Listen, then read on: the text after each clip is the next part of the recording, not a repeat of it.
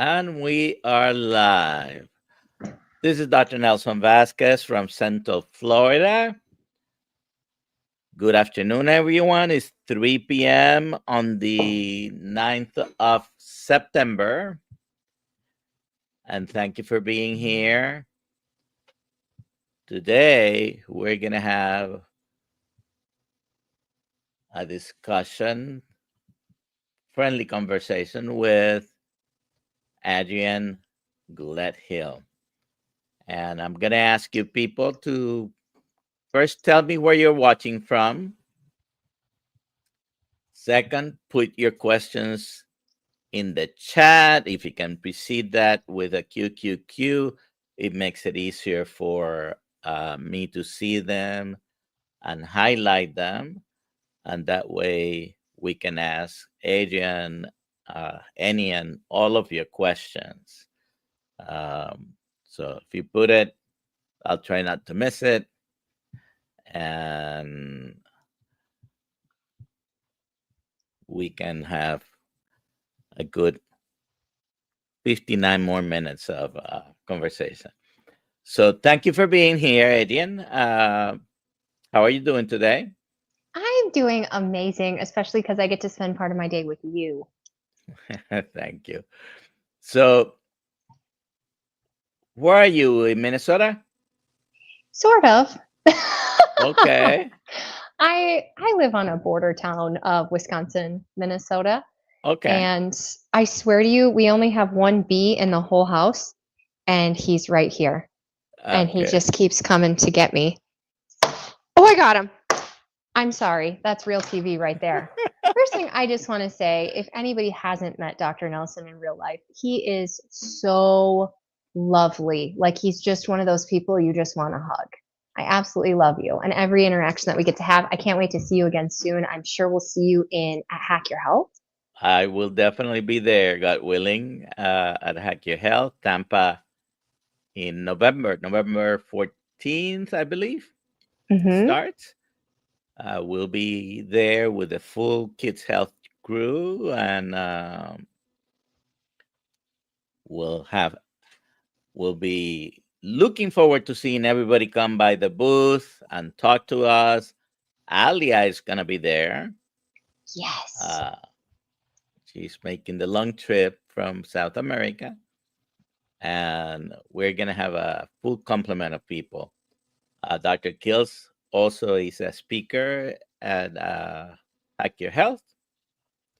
So the whole team is going to be there, yes. So, Adrian, many of the people that frequent these channels probably have heard some or all of your story, but for those that may not, or in the future, those that will see this and not know anything about you, why don't you go ahead and start us from the beginning? We'll sort of do an elevator pitch version of that, because it can, it can be a long story, right?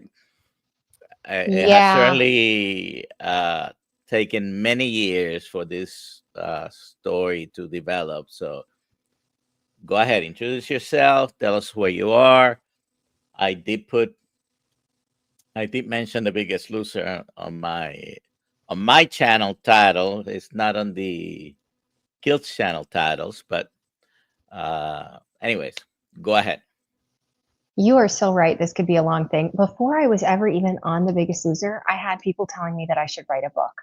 But we'll skip some of that because it's not really related to health necessarily, other than to say so many of us that struggle with our weight, with our health, we often have a history of trauma. And my upbringing was no different. I have to say, in all of this, no matter what, I have a warrior for a father. I was raised by a single dad, and I've been obese my whole life. And I remember being a little girl, and this isn't healthy, but I remember being like 4 and looking down at my thighs and knowing that they were big. So as I had my children, I've been really careful with the language around them, not to create the same type of issue with them, which is really hard because society still sees anybody who's struggling with their weight as someone who needs to be restricted. And I've learned so many lessons, which we'll get into from the carnivore diet. But the number one thing with the carnivore diet is it's the first way of eating where people said, no, you need to be nourished. It was the first time ever. But anyway, we'll get into that later. So as a little kid, I was always hungry all the time. I remember at school, they would give like peanuts and raisins, just a little serving to each kid. And I would just cherish those. And I would create a little envelope with the paper towel and I would tape it to try to like just make those peanuts last because I just wanted to eat all the time. And I was going to scrum up every one of those peanuts and savor it. And every babysitter that we had, because my dad had to work around the clock to support us, every time they would give everybody a serving, and it was just never enough for me. I'm always hungry 5 minutes after I eat. As you know, in the 80s and 90s, the diet was consistent of a lot of noodles. And those never filled me ever. I could eat them endlessly. I remember sitting with my dad one night and he made spaghetti and I was like 6 and I ate more spaghetti than he did. And he was like a 240-pound man, and that was like a really big turning point at life of them being like, we really have to watch what this girl's eating. She's big and she can eat a lot. So when my dad got married when I was about 10, and that kind of changed things. Now I have 2 parents to kind of help, so I could start getting into sports. So I did what everybody said. I restricted as much as I could, and I exercised as much as I could. And it was a full-time job. I played sports around the clock. If I could play multiple sports in a season, I did. And through high school, I was able to maintain like 165. I'm playing soccer, cross-country skiing, track, golf. I know people don't think golf is a sport. I do. You're walking and carrying your bag. You're walking those hills, carrying your bag, you're swinging. You got to have strong muscles to swing and hit that ball really hard. Anyway, so I played a lot of sports. But then I went to a college that was pretty prestigious called St. Olaf College in Minnesota. And I no longer had time to make sports a full-time job, and just taking away the exercise and then taking away the limit of the food. I gained 60 pounds in college so quickly. And so the struggle has really been my whole life, but college is really when I hit obesity. And I do remember in high school, whatever height I was, that 165 was considered obese. I remember learning the BMI in health class and going home and crying because I was obese. Despite playing all these sports, despite restricting my food, I was still considered an obese BMI. So in college, I came home one summer, and that's when my stepmom and I did Atkins for the first time. And I lost 30, 40 pounds. I was very successful at it. But the second I went back to college, it all came back on. So I still have it in my mind though that, the mindset was really bad when I was young, which was that I was not worthy. I was not lovable. I'm not going to be able to get a job. I'm not going to be able to progress in anything because I have to carry all this weight around and everybody can see it. That's what really sucks about obesity is you carry your condition around and everybody can see your condition. There's no hiding it. And I did a really good job of hiding it in my clothes. So that's when we enter The Biggest Loser, which is all the rave right now, which is kind of fun. It's exactly 20 years. Next year will be 20 years since my show aired. It was 2006. So that's kind of fun. That it's been 20 years and we're still talking about this epic show. And I don't know if you want me to go into that, but I can. My guess there is some controversy there that we like that. Yeah. And our community, the carnivore community, has been criticizing that show openly for a long time, saying, look at it, you're starving yourself, the metabolic adaptation, the bad on your hormones, the chronic exercise. I learned so many things when I came into carnivore to just be more gentle on my body and nourish my body. But it's taken a long time to get there. I think the criticism is, I think, perhaps warranted because exercise is not that exercise is bad, right? Exercise activity is needed. We don't move as much as our counterparts 200 years ago and before. We have a sedentary life in comparison, completely in almost all areas. So you do need activity, but you cannot out exercise a bad diet. And if you're eating everything loaded with carbohydrate, refined sugar, refined oils, everything that comes in a box, a bag, or a can, which is 99% of it fake food, that food companies are telling you it's okay to eat this. It's just heart healthy, or it has a lot of fiber. They advertise free, fat free or sugar free, but it's all ultra processed foods, and they really are not good for you. You cannot out exercise a bad diet. You can, however, lose weight. Not that I'm promoting this without exercise, because some people, when they start losing weight, can't really do much. They can get up from the chair, perhaps, and take a few steps because they are so big. But exercise really, what we think of exercise, is not an option. So, but yes, it is important. And as soon as you can, if you're in a situation like that, as soon as you can add some activity to it, it's good to do it. So it's not bad, but it's not a substitute for good nutrition. Yeah, and over exercising a person who is obese can signal a couple things to your body. One is stress, which is going to actually push you into fat storing mode instead of fat burning mode. And then the second thing is all the injury.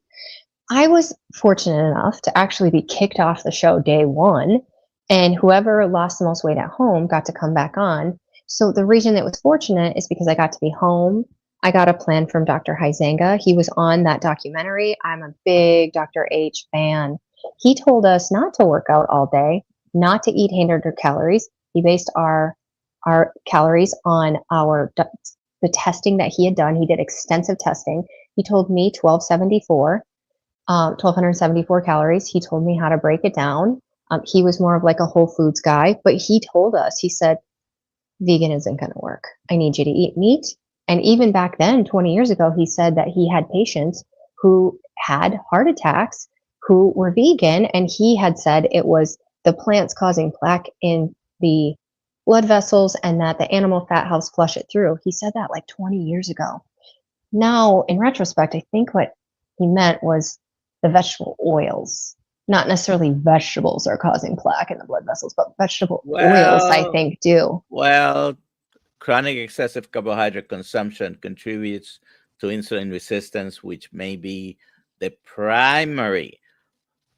Atherosclerosis is multifactorial, but the cholesterol is like a minimal, if any, factor. Right. But even back then, he was saying that animal fats essentially were good and we needed them to clear out the blood vessels and keep them healthy. Yeah, So yeah. even back then, Dr. H, he was on it. He did have us doing 2-a-days. So I was doing an hour in the morning, an hour and a half at night, or vice versa, depending on the schedule, 6 days a week, even if you're sick. He had me doing cardio, but also weightlifting. He said, you can't just do cardio. I need you to be weightlifting every day, he had said. And when Sounds like a sounds like he was writing many things, huh? he was what? He was writing many things. He was right on many things. And when Jaron and I entered the show, because we lost the most weight out of everybody at home, we were also the youngest, by the way, just throwing that in there.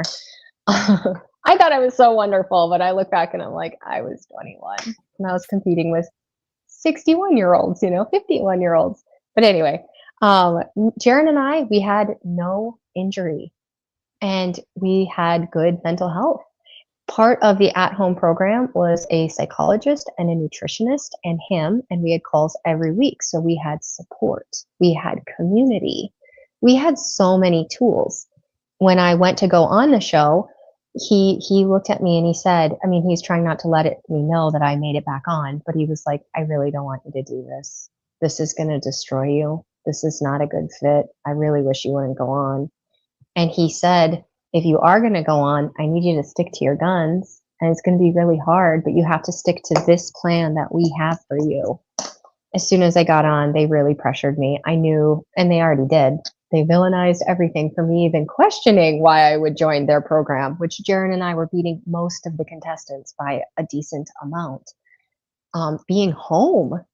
Anyway, there were many shocks getting on the show, like the fact that the gym wasn't actually a building. It was a canvas black structure in the middle of the desert.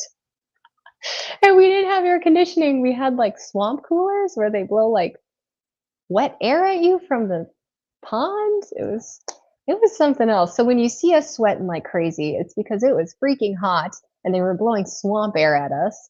I did convert to their program, which was move all day and eat as little as possible. Back then, what people don't realize too is filming. I mean, I asked contestants, how long was the filming? Do you guys remember? And people documented like 6 months. Like it was a long time to be sequestered from your family. So when you see people being total psycho buttholes, it's because they're losing their mind. They haven't seen their children, their wife, their best friend for 6 months. And compile losing weight, flushing fat cells that have toxins and hormones is a mess, you know? So people are very emotional on there. I mean, we're emotional when we lose weight anyway, but then put a camera in somebody's face 24/7 everywhere they go and don't let them talk to their family and really watch them turn crazy. And Another so thing, yeah. just to point something out, that show showed us the wrong way to do it. I would say. You know, in the show's defense, they were doing what America thought we should do, which is get that weight off. And it's almost like nobody cared what happens after the weight off. It was all about get that weight off. That'll fix everything. That was the mindset back then. I don't think that's our mindset today because too many people have gained all of their weight back. Too many people have lost all of their hair, their metabolism, their thyroid, their muscle. We've watched too many we'll go into bariatric in a minute here. So anyway, went on the show, lost 66 pounds. The show was very, very much stacked against us at-home contestants. That really mentally screwed with me because I just wanted to win. To me, winning wasn't about $250,000. It was about not being a leper. It was about not being classified as an obese human being anymore because I thought if I changed my classification that people would finally love me. And that kind of breaks my heart to even say that out loud, that I thought nobody loved me. But what really, really breaks my heart is I think that I didn't love myself. So the good part of the show is learning, hey, I've lost this 66 pounds. I still don't love me. What are we going to do about that? So that's one of the positive takeaways there. But the negative is that I immediately started struggling with cross addiction, alcohol. I started struggling with mental health. I went from 161 pounds to my highest was over 300 pounds. And I think I stopped weighing myself at 330. So I more than doubled my weight after the show. And then I hid for like 8 years because I didn't know what to do. I just felt like a failure and it just felt overwhelming. You know, when you get so obese, you just feel overwhelmed. You feel like you've gone so far down the road that there's no way to come back. When I hit that 330 is when I said, I have to do something. I can't get out of bed. I can't walk in a grocery store. I can barely move. And I couldn't fit in clothes. So that's when I started Biggest Losering again. I started half marathoning and counting every morsel of low fat. And I'm pretty sure I was 0 fat for years because later on I started having the gallbladder issues. So 0 fat diet coupled with extreme exercise again. And it was my full life again. And I got 100 pounds off by myself again. And well, not again. I guess last time it was 66 pounds, but 100 pounds. But even doing those same things, my body started fighting me again. And now I see this in other people and I watch them and I'm like, oh, you know? So your body starts fighting you at some point. And for me, it was 100 pounds. So I started going back up again and I was like, what do I do? And I didn't realize where this was coming from. But I guess in season 9, the NIH did a study on the Biggest Loser contestants. By the way, And what season were you in? 3. 3. Okay. Mm-hmm. So one of the very first seasons, it was a big show by the time I was on it. It got big instantly. Um, the NIH did that study and showed that there was such metabolic adaptation that people, when they started the show, they could eat this amount. By the end of the show, to maintain, they would have to eat, it was like 435 less calories. That was like a significant, what is that, like a 25% difference for women in your metabolism just to maintain. And they concluded that we should all have gastric bypass or bariatric surgery. I didn't know where it was coming from. I just knew a whole bunch of contestants started having the bariatric surgery and they were finally being successful and keeping it off for more than 5 minutes.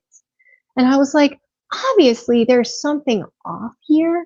And apparently that's the best way to fix it. And it made logical sense at the time that if I'm overeating, I need to not overeat. So you need to force me to not overeat. And it'd be great if the food didn't get absorbed.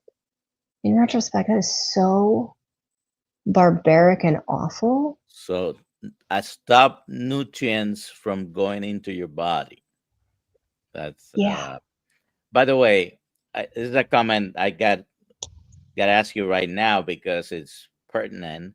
I saw a video, says Larry, where Jillian Michaels was saying carnivore is the worst fat diet and very dangerous.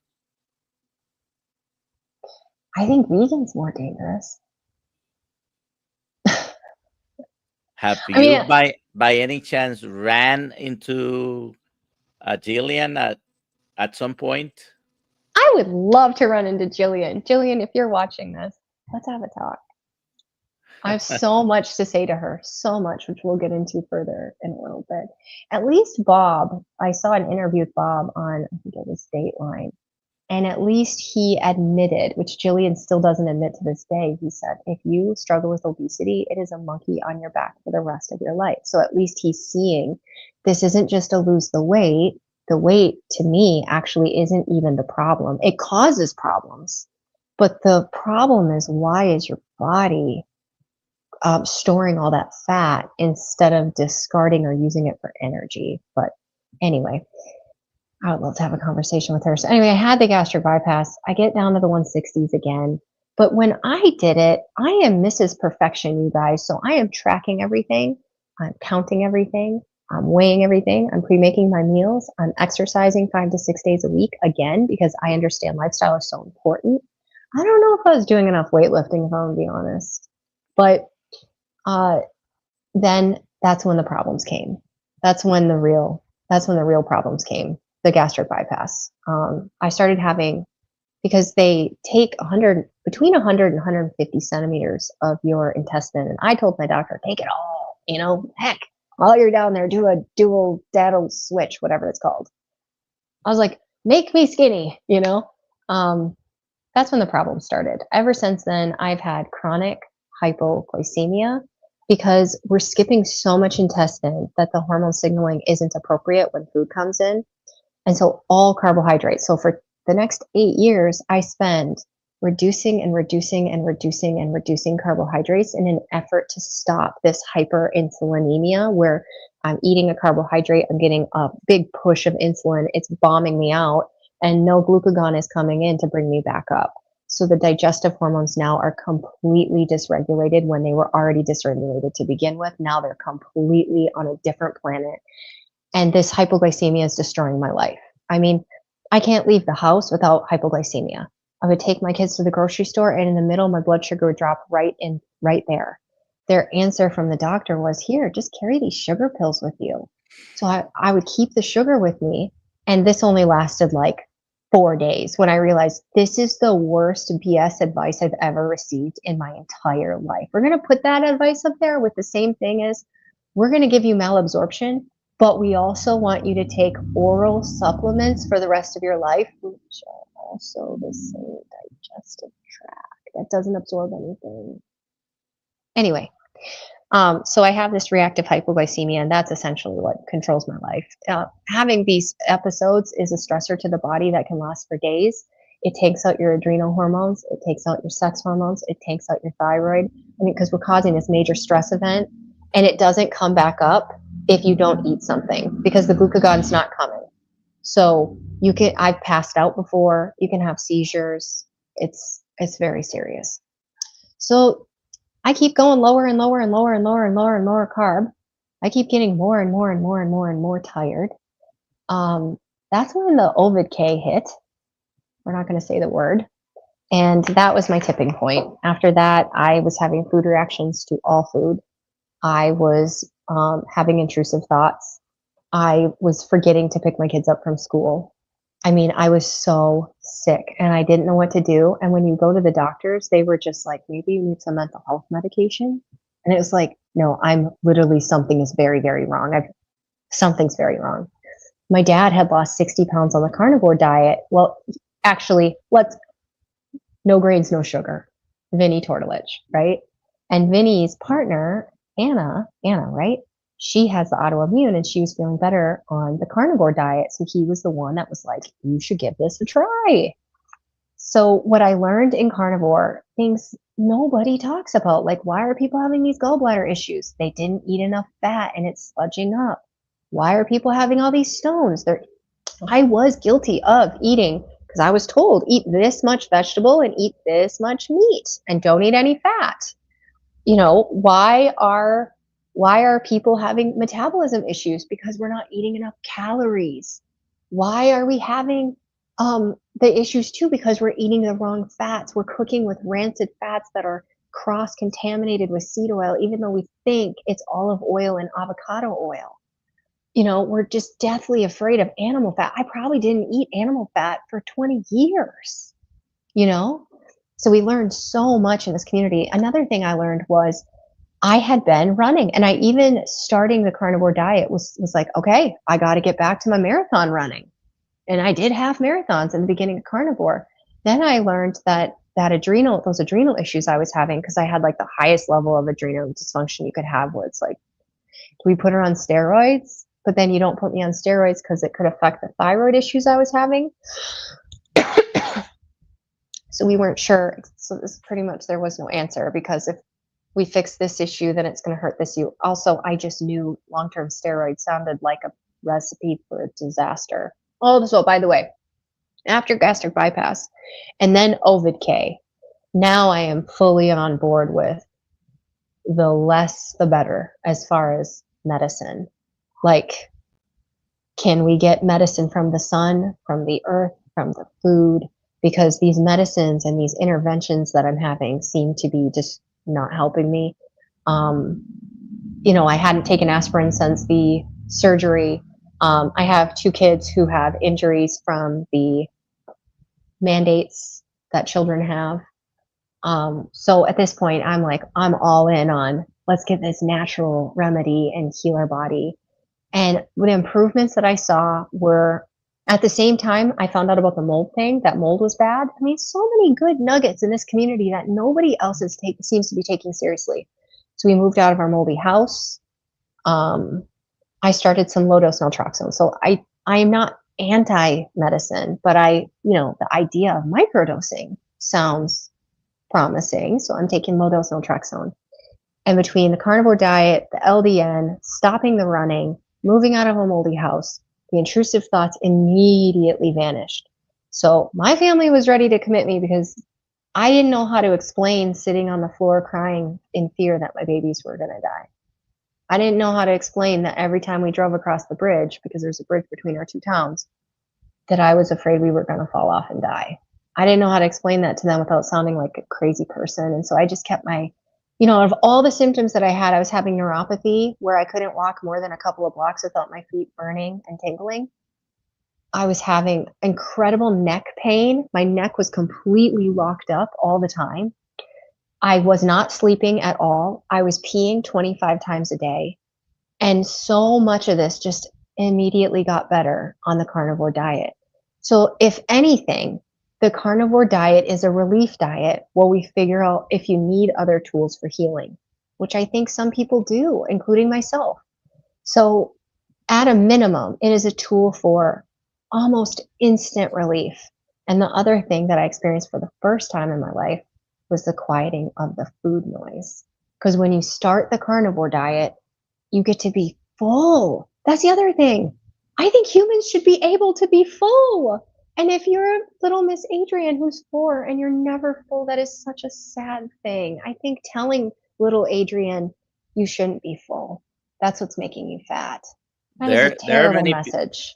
there are many people that talk about this, and the short message is hunger always wins. You know, if you're chronically hungry, your chances of making it through are not going to be big, because it doesn't matter what the diet is, wrong, bad, good. If you're hungry, it's not going to be sustainable, period. And that's probably the number one reason uh, people fail on their diets. It's hunger. Mhm. I don't know. Absolutely. Uh, like my third day, I went carnivore. I had been keto for 6 months. Uh, about the third day, I went carnivore. I got up knowing that morning I wasn't going to eat anything that day, because I was not hungry at all. And I had never fasted more, 24 hours, never before. And next day, I only ate because I was scared what was going on. I'm not hungry. I didn't eat yesterday. Let me have something today. That was the only reason I ate. I still wasn't hungry on the second day, uh, after skipping one day of eating. So Mm. it is satiating. I just got an important message from the school. 1 second, sorry. Not a problem. I don't know if you heard about the message I had earlier this week. No, I did not. Earlier this week. Oh, I got a message day one of my son in preschool that he decided to hide rocks in his ear. Oh, yeah, yeah, yes, I did see. I think I even saw your video showing one of the little pebbles, and Yeah. they thought there were still some in there. Yeah. So it's a good thing that he actually put that rock in his ear because they couldn't get the other rocks out. And so we went to like 5 different people. We tried very hard, obviously, knowing what I know now with 2 kids who are injured from the standard medical system, very injured. Um, I don't want my kids, my 4th kid, he's untouched. So I wanted them to get that rock out so bad and they couldn't. So on Friday, we actually put him under anesthesia and got the other one out. And it turns out it was like a little Lego piece. So he had put a Lego in there, I don't know, in the last 2 years, I guess. And so we got the Lego out. Anyway, he seems to be doing perfectly fine. But before we proceed with this story, I just want to tell you how seriously I take medicine, the medical system, the side effects, the lies, you know where I'm going with this. Like, I'm on board with all of that. I just, as we continue on with the story, I ended up needing more. And I don't know that that's a story that's going to resonate with your audience, but thank you for giving me the opportunity to tell it just in case it does resonate with someone. But if it doesn't resonate with you, please keep doing what is right for you. I think ultimately we all need a toolbox, and the tools that I need are not going to be the same tools that you need, or you need, or you need, or you need. I really think we are very bio-individual, and there's no bigger obvious point there than when we talk about high fat, low fat. I'm in the boat where I don't feel good if I eat high fat consistently. I definitely follow my body, and sometimes my body says, bring on the butter. But if I eat high fat day upon day upon day upon day, I do not feel good. Some people feel terrible on low fat and they feel amazing on high fat. So I just really think as we progress, just please keep in mind that we we absolutely are individual. If there's no other case for individuality, just look at a 20-year-old woman versus a 60-year-old woman. Very different biology happening, very different hormones happening, very different communication happening inside the body, not to mention all of the wisdom. But anyway, so I start eating all this meat. I start feeling better. The best part of this all, I think, in the whole wide world, hands down, is the community. I think that's why so many people are successful on carnivore, is because the community is so strong and phenomenal and amazing and researching things and supporting each other. We have so many amazing groups. I joined Kelly's group, Kelly Hogan, of course. I joined Danny Conway's group. I joined Dr. Lisa's. Dr. Lisa was really mostly my cup of tea because she's really like a suck it up buttercup, which, people hate that about Jillian, the whole suck it up buttercup. But the truth of the matter is, I like to be pushed. I like someone to say, I actually think you can take that further. I think you can work harder. I believe in you. I know you can do hard things, and we're going to do hard things, and it's going to make you feel better. So as I continue with carnivore, I did lose some weight initially, and that just gives you like that momentum of like, ooh, I'm healing and I'm going to get fit and healthy looking, When I started carnivore, I was over 200 pounds. And for the first time, I broke into the 150s instead of the 160s. But as I look back at my Renfo scale, you guys don't have a Renfo, highly recommend, because you don't have to really pay attention to the number. You can just let it feed to your phone and look at the trend later on. I trended in the upper 60s and 70s, most of my carnivore. And that is still, for my height, considered overweight, obese. And I could feel it. I was still, 30 or so percent fat. I could feel it. I was consistent with my exercise too. And unfortunately for me, the food noise came back. That quiet went away. And I was zero sweetener. And most of my carnivore, I was dairy free. The only thing I never gave up was the salt. I like salty. I don't know about you, Dr. Kiltz, or Dr. Nelson. They often confuse us. I know, both handsome, right? Both handsome doctors, successful doctors. So I had cut those things, and the food noise still came back. And I know people don't necessarily believe me, but now that I know a little bit more about digestive hormones, it absolutely came back for me. Some people, it doesn't come back, and they just feel great forever on carnivore, and I'm so happy for them. But unfortunately for me, the cravings continued, the food noise continued, the circling the kitchen continued, the obsession continued. I crossed my obsession for eating, and instead of eating, I just watched YouTube, listened to podcasts on carnivore, listened to podcasts on healing. So I crossed it, so I wasn't eating all the time, but I had to work at it every single day. So then I joined Lisa's group. So I joined Kelly's group to try to play with macros and calorie deficits and find different ways to lose the weight again, and it was successful. But then it came back. I joined Dr. Lisa's group to get my food noise away again. And so we tried different things. Like one summer, I ate nothing but sardines Monday, Tuesday, Wednesday. Then I would refuel with just meat, mostly eggs and beef on the other days, and even play around with a PSMF day. When that didn't really stick, it worked until it didn't. When that didn't really stick, then I moved into the lion diet. So the lion diet is like a year and a half into carnivore. And I stuck out lion for almost 2 months. But at day 35, I gained 14 pounds in 3 days of inflammation. My energy tanked, my food noise went through the roof, and I just felt like SHI.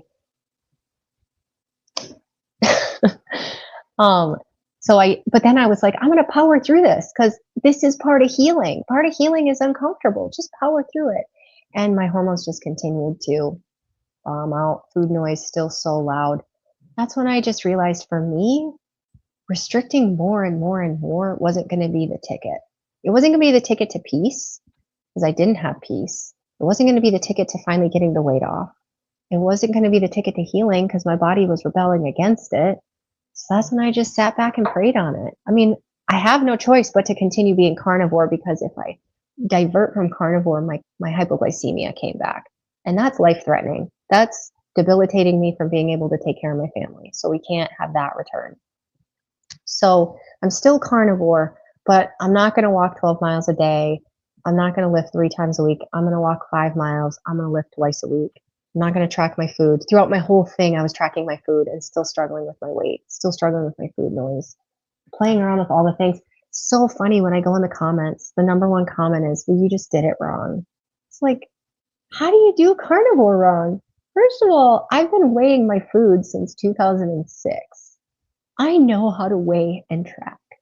And let's say we can't tell that this beef is actually specifically 80/20, like this ribeye. We don't know the exact thing of the ribeye, but we're so darn close. I mean, I did get to the So point where you probably can look at a piece of steak and guess how many ounces it is, right?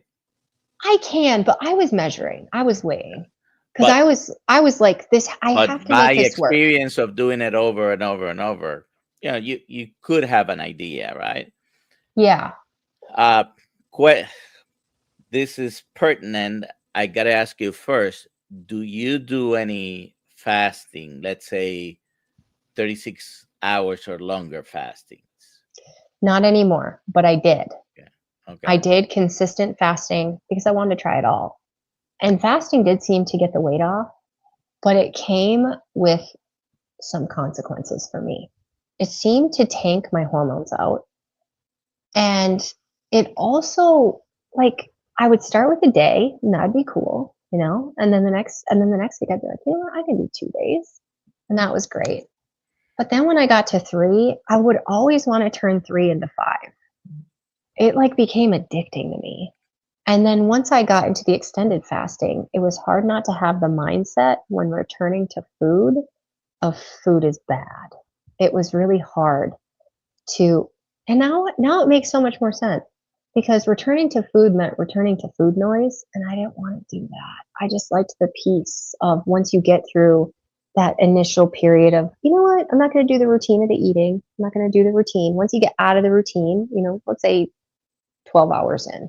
Once you get 12 hours in, you're like, okay, this is my new routine. I feel good. The food noise goes away. You get that energy surge. Life is easier. You're not dealing with food all the time. So you're like getting more done. Fasting feels so good. But then I would dread going back to eating. So it wasn't a healthy thing for me. Would I go back to it? I don't think I'm done fasting forever, but I have to be really careful with my mindset and my hormones in approaching it. I think I the cumulative effect of short periods might be better than anything prolonged fasting. Nobody needs to do 40 days or 30 days or anything. I recently did 22 days, and this question is because of that. What is the first thing you eat after an extended fast? Well, after 22 days, I broke my fast with a 16-ounce bone-in ribeye, and I ate it all. Now, I did something I normally didn't do before. I cut it very thin, small pieces, and I took my time doing it. But just in case something happened, nothing happened. I was fine, not a problem. have to return with like bone broth. You're a Some people do it beast. like that. That I don't know if there's a wrong way. We have a question here. Is there a known correlation between insulin resistance and food noise? Mhm. What do you think? 100%. So this is where I'm getting to now, which is, so we're going to call it insulin resistance, but there's more digestive hormones involved. And I believe now I've experienced that some obesity is due to people's digestive hormones not speaking. They're not speaking with the pancreas and they're not speaking with the brain. And that's what food noise is. Food noise is the signaling isn't getting there that you nourished yourself. And then on top of it, it's not getting to your pancreas to secrete the proper hormones to store it or use it for energy or discard it. So the fuel you're putting in isn't properly being digested. And that's leaving your body with little energy. And then the signaling isn't getting to your brain. And then the signaling that is like, hey, we're out of energy. Give me something. And so it's just telling you constantly, give me something, give me something. I'm out of energy. So I call it digestive hormone dysregulation because I don't Well, know if and just insulin I is the think problem. it is, it can be, but it's not always. And there are other, the thing is, insulin has an effect on ghrelin, leptin, all the incretins and glucagon. And when they're not checking each other, we have multiple positive feedbacks and negative feedback mechanisms between all these hormones. So when you dysregulate one, it may affect all the others. So of course there is described leptin resistance, and there is a description of glucagon resistance. Uh, you're right; it's a dysregulation of the hormones. However, there is nothing wrong with the hormones. The hormones are responding to other signals most of the time, just to chronic excessive carbohydrate consumption. Uh, and I liken this to a brand new car that may run very well when you buy it. You run at 100 miles an hour for a bunch of consecutive days. You destroy the engine. Could there be some engines that from the beginning were not in the perfect condition? Yes. Uh, this is this is where I say genetic predisposition is important. Genetics don't determine everything, but when you have genetics load the gun and environment pulls the trigger. So, and the environment being, in this case, in particular, diet, exercise, and all the other factors that are around it. But I yes, definitely want to it, add that there has to be more triggers like the moldy house I grew up in, the trauma I was exposed to, the head injury that I got. There's more. And then when I was 18 months old, I had such bad pneumonia that they thought I died. So they gave me high levels of antibiotics at 18 months old. How did that destroy my gut from actually growing and maturing? And so what I'm seeing also, nobody ever talks about the GLP-1, which is a peptide, but many of these peptides act like signaling hormones. And they say when you're GLP-1 deficient, that even if your ghrelin and your leptin are normal, they can't properly communicate because the GLP-1 is a facilitator in the communication. And so we're seeing these hormone deficiencies. Here's another one that they're saying there's these different enzymes. One is DPP4. And when you have a DPP4 overgrowth in your gut, which could be, again, stress, trauma, antibiotics, alcohol. So this is why we're getting alcoholism, because alcohol causes DPP4 to become rampant. Then it breaks up the signaling, it breaks up the secretion of GLP-1. So, and there's multiple enzymes that can just break up the secretion from even happening. And so a lot of people, when they study people that are obese and have diabetes, they're finding DPP4 through the roof in these guts. So the GLP-1 is being destroyed right in the gut and never making it to the brain or the pancreas. but we have a medicine for that, Adrian. I am being facetious. Uh, because we've had medicines for the DPP4 are a class of medications that have been used for diabetes for twice as long as the GLP-1s. By the way, GLP-1s are not new. The Thank you. craze since 2017 has highlighted Ozempic, but the first GLP-1 came out in 20 years ago in 2005. Mm-hmm. Uh, and it's called still sold under the name of Bayera. So Ozempic is not the first or even the fifth, probably. Because there was Uh, liraglutide, duaglutide. There's been many. Yeah. there's many. So the reason that we want to skip I want to talk Go about a ahead. Go couple ahead. of things that I did before we even get there. Before I even get there, the first thing I did was go work with my SIRS doctor to check my thyroid and my hormones, because they just seem like they're not functioning right. They just seem like it. So he does say, "Oh my gosh, your Hashimoto's is through the roof. Your even on a carnivore diet, my Hashimoto's was still bad. My T3 was in the tank. My sex hormones were in the tank. So we added some progesterone, some bioidentical progesterone. We added some T3 thyroid medication. So those are first things. Another thing, if we go back now 13, 12 years, I also went through the 12-step program and quit drinking. And why is this important? Because throughout this whole thing, another thing is your mindset. And the 12-step program got me to rewire my brain from being the victim all the time to living in gratitude, serving other people, seeing my part in things, and giving the rest to God. So all those things are really important before you just hop on a GLP-1, you know?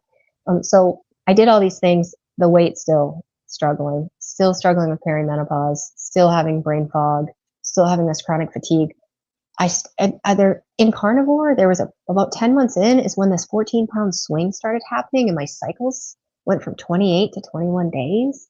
Something weird happened. Like my body seemed stressed out on a strict carnivore diet. Sorry to say. And again, I tried the high fat thing, but that made me feel bloated, tired, and caused me extreme weight gain, even if you stop eating as much protein, which I didn't want to stop eating as much protein because I wanted to protect my muscle. So it's like a hard balance. But anyway, eventually, Dr. Amy Horniman, and okay, 1 year ago today was the first time I ever took tirzepatide. 1 year and 1 week ago today, I was anti GLP-1. I mean, truly, very anti. I saw family members and friends getting sick, looking like zombies, walking around like Skeletor, drinking their wine, eating their chocolate, and I'm like, this is so bad.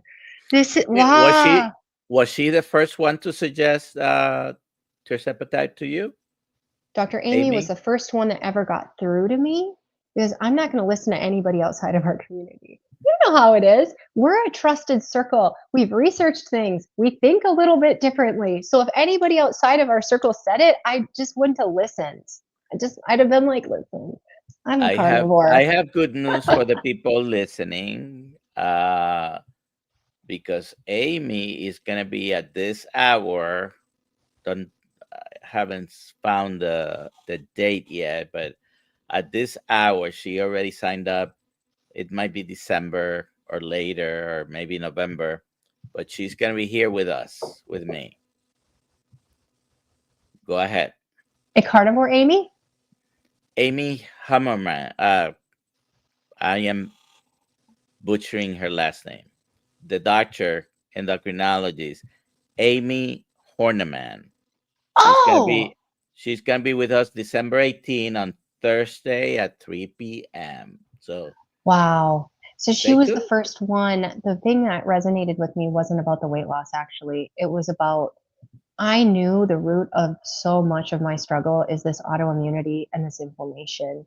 And she said, this is a miracle for people who are chronically inflamed. And up to this point, I've moved out of mold. I've moved 5 times. I'm still having chronic inflammation. I'm still struggling with my cycles. I'm still having all these symptoms that are just debilitating, the brain fog and the fatigue being the absolute worst.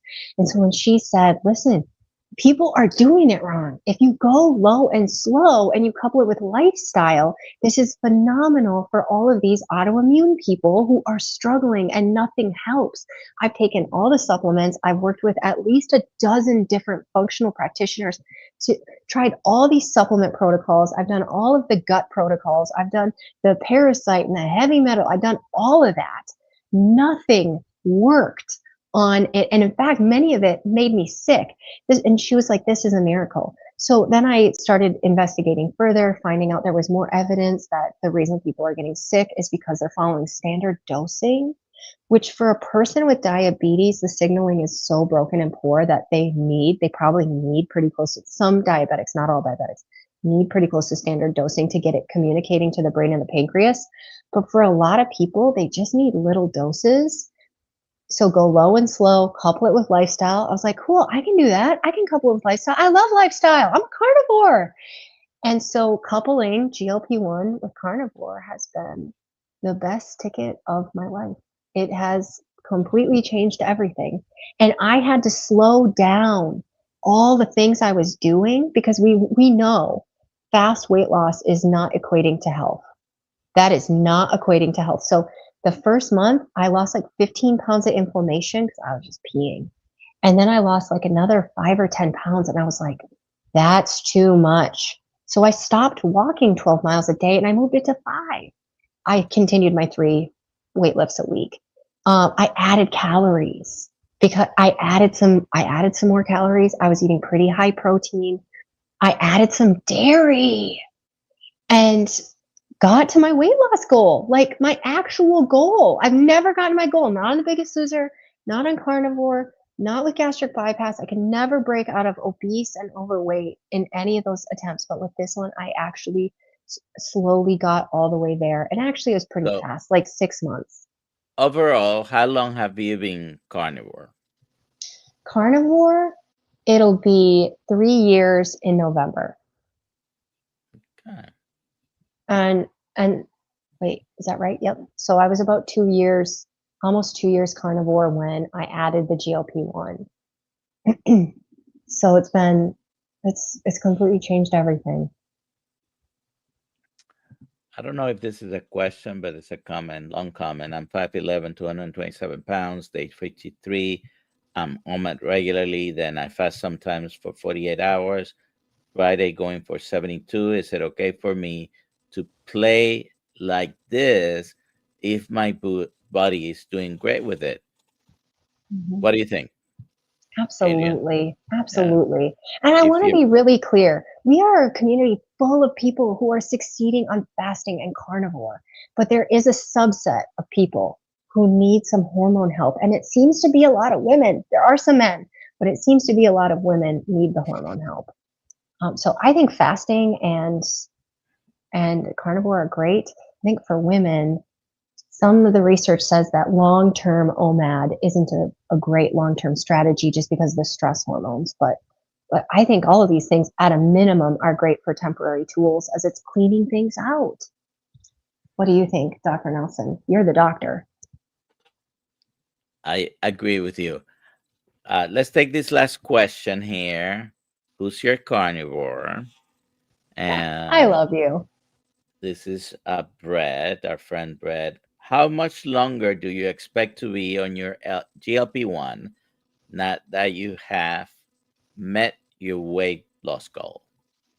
So Dr. Tina suggests that you stay on it for 6 to 12 months afterwards to create a new normal. Let your body have regulated hormones. Let your gut heal. There is absolutely gut healing. Previously, I could not have any spices. I bloated up with dairy. It was very limited. I was truly eating very basic eggs, butter, and beef and now I've been able to expand significantly, even to have some smoked foods. My histamine intolerance seems to be better.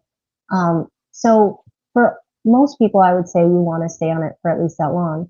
Now, my problem is, unless we heal why the GLP-1 is so deficient to begin with, if you come off of it, you're again going to return to deficiency, just like our thyroid, just like our sex hormones. So, Not everybody is in that category. If you've had menopause and it's a situational thing, you were fine with your weight until you hit menopause. This can be the reboot for your body. If you had a baby and it seems like your hormones are just messed up after the baby, this could be the reboot for the baby.